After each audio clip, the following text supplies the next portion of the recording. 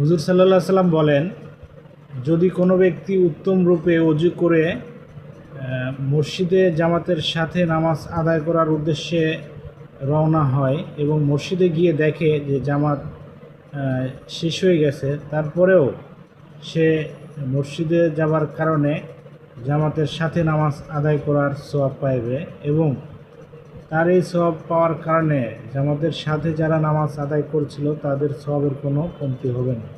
তাহলে দেখুন আল্লাহর এটা কত বড় নিয়ামত যে আমরা শুধুমাত্র চেষ্টা করার কারণে জামাত না পেলেও আল্লাহ তাআলা আমাদেরকে শুধুমাত্র চেষ্টা করার কারণে তার পুরো সওয়াব আমাদেরকে দিয়ে দিচ্ছে।